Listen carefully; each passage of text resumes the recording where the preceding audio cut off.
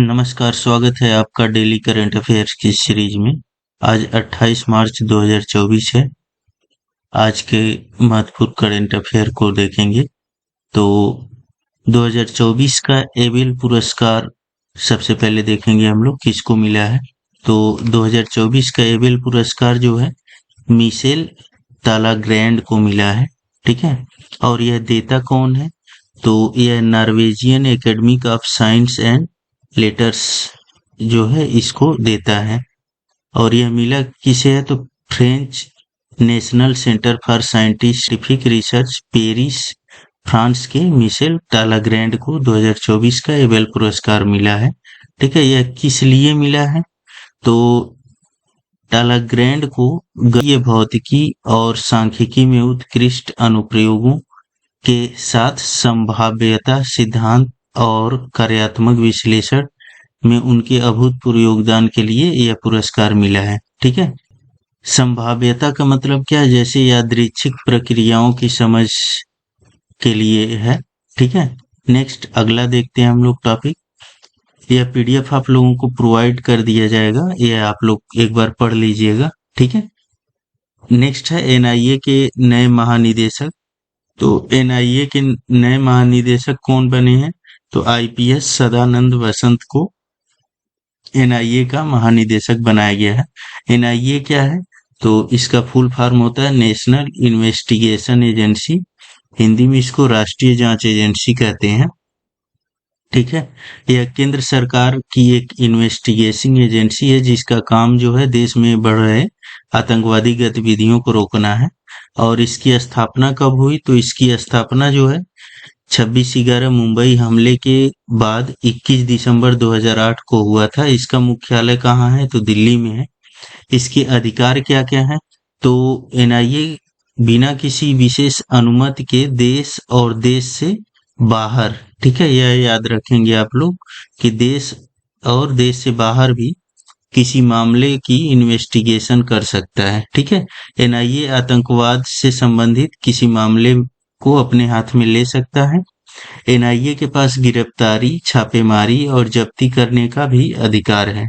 ठीक है, फिर उसके बाद से अगला टॉपिक है एनडीआरएफ के नए महानिदेशक कौन बने हैं? तो यह आईपीएस पीयूष आनंद को एनडीआरएफ का नया महानिदेशक बनाया गया है। ठीक है, एनडीआरएफ का फुल फॉर्म क्या होता है? तो national disaster response forces, NDRF. ठीक है, इसको हिंदी में बोलते हैं राष्ट्रीय आपदा प्रतिक्रिया बल। ठीक है, इसका काम क्या होता है? तो यह विशेष बल जो है प्राकृतिक आपदाओं एवं अन्य संकटों के दौरान राहत और बचाव कार्य करती है। एनडीआरएफ का गठन कब हुआ था? 2006 में भारत सरकार द्वारा हर प्रकार की प्राकृतिक परिस्थिति से निपटने के लिए किया गया था। और यह बल जो है भारत सरकार के गृह मंत्रालय के अधीन, ठीक है, यह गृह मंत्रालय के अधीन काम करता है। देश के विभिन्न हिस्सों में एनडीआरएफ की टोटल कितनी बटालियन है? तो 12 बटालियन है जो प्राकृतिक या मानव निर्मित दोनों तरह की समस्याओं से निपटने में महत्वपूर्ण भूमिका निभाते हैं। और एनडीआरएफ का कार्य क्या है? तो एनडीआरएफ का कार्य है कि देश में आए भूस्खलन, बाढ़ और भूकंप जैसी राष्ट्रीय आपदाओं और मानव निर्मित संकट के समय लोगों को मदद करना। ठीक है, अब एनडीआरएफ की जो है स्थापना दिवस कब मनाई जाती है? तो 19 जनवरी को मनाई जाती है। इस साल 19 जनवरी 2024 को एनडीआरएफ का 19वां स्थापना दिवस था। ठीक है, नेक्स्ट जो है अगला टॉपिक है बीपीआरडी के महानिदेशक। बीपीआरडी के महानिदेशक कौन है? ये राजीव कुमार शर्मा जो है बीपीआरडी के नया निदेशक हैं। ठीक है, बीपीआरडी का फुल फॉर्म क्या होता है? तो bureau of police research and development. ठीक है, बीपीआरडी का गठन कब हुआ था? तो 1970 में हुआ था। नेक्स्ट अगला टॉपिक है पुर्तगाल के नए प्रधानमंत्री। ठीक है, पुर्तगाल के नए प्रधानमंत्री कौन बने हैं? तो लुइस मोंटेनेग्रो जो है पुर्तगाल के नए प्रधानमंत्री बने हैं। पुर्तगाल के राष्ट्रपति कौन है? तो मार्सेलो रेबेलो डिसूसा। ठीक है, पुर्तगाल की राजधानी क्या है? तो लिस्बन है। पुर्तगाल की मुद्रा यूरो है। ठीक है, पुर्तगाल है कहाँ पर? तो यह यूरोप में है। यहाँ पे देखिए यह मैप है, ठीक है। मैप में यह जो हिस्सा है यह यूरोप का हिस्सा है, ठीक है। और यहाँ पे यह क्या है, पुर्तगाल है। पुर्तगाल की सीमा किससे लगती है, इधर स्पेन से लगती है, ठीक है। यहाँ पे यह लिस्बन है, यहाँ पे, ठीक है। यह पुर्तगाल है। थोड़ा और इसको मैप में देखते हैं, और इधर जो है यह अफ्रीका महाद्वीप इधर से स्टार्ट हो जाता है, ठीक है। तो यहाँ पे इधर जो है यह पुर्तगाल है, यहाँ स्पेन है, ठीक है। और यह जो है अफ्रीका महाद्वीप इधर स्टार्ट हो जाता है। चलिए इसको थोड़ा सा और मैप में बड़ा करके देखते हैं अगले मैप में। यहाँ पे देखिए यह पुर्तगाल है, ठीक है। इधर स्पेन है, यह जिब्राल्टर जल संधि है, ठीक है, जो इधर किस महासागर को जोड़ता है, तो यह भूमध्य सागर है। और यह क्या है, यह अटलांटिक महासागर है, इसको जो है यह जोड़ता है, ठीक है। कौन, जिब्राल्टर की संधि।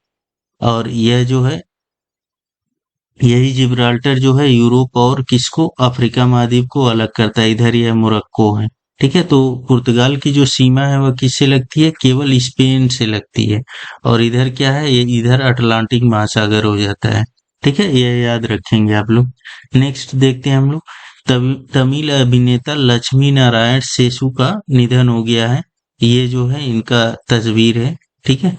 नेक्स्ट अगला टॉपिक है, नीरज चोपड़ा जो है एवरेडी के नए ब्रांड एम्बेसडर बने हैं, ठीक है। एवरेडी जो बैटरी होती है उसका ब्रांड एम्बेसडर इनको बनाया गया है।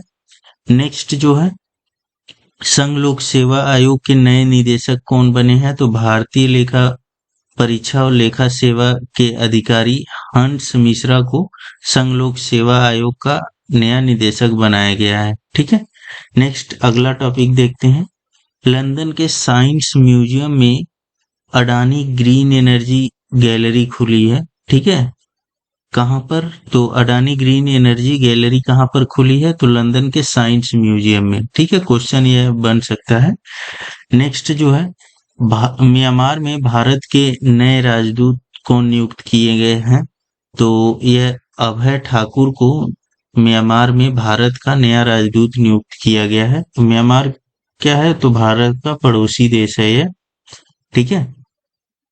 और यह जो है पिछले साल भारत की G20 की अध्यक्षता के दौरान मार्गदर्शन करने वाली टीम के प्रमुख सदस्य थे। कौन, यह अभय ठाकुर, ठीक है।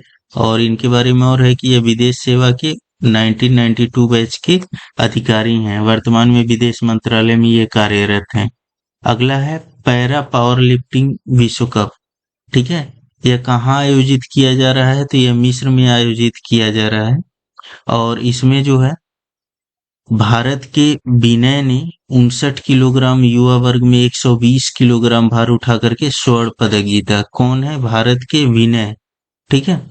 यह 18 वर्षीय एथलीट जो है विनय, वह उत्तर प्रदेश के गोरखपुर के रहने वाले हैं, ठीक है। और इसी प्रतियोगिता में मिस्र के अहमद अब्देल कादर ने रजत पदक जीता है, ठीक है। यह पैरा पावर लिफ्टिंग विश्व कप है, जिसमें विनय जो है, जो उत्तर प्रदेश गोरखपुर के हैं, वह क्या जीते हैं, स्वर्ण पदक जीते हैं। अगला है, रामकृष्ण मिशन के अध्यक्ष स्वामी स्मरणानंद का देहांत हो गया है, ठीक है। तो रामकृष्ण मिशन को स्थापित किसने किया था, तो स्वामी विवेकानंद ने इसकी स्थापना किया था। तो वह किस सन में किए थे, तो 1897 में इसकी स्थापना किए थे रामकृष्ण मिशन का, ठीक है। तो स्वामी स्मरणानंद जो है 2017 से 16वें अध्यक्ष के रूप में इसके अध्यक्ष बने थे, ठीक है। कौन, स्वामी स्मरणानंद जो है 16वें अध्यक्ष थे रामकृष्ण मिशन के, ठीक है। और रामकृष्ण मिशन की स्थापना किसने किया था, तो स्वामी विवेकानंद जो है रामकृष्ण मिशन की स्थापना 1897 में किए थे। तो यह आप लोग याद रखेंगे। तो इस वीडियो में इतना ही, यह आज का महत्वपूर्ण करंट अफेयर है। वीडियो को आप लोग ज़्यादा से ज़्यादा लाइक करें, शेयर करें, चैनल को सब्सक्राइब कर लें, बेल आइकन दबा लें लेटेस्ट अपडेट पाने के लिए। धन्यवाद।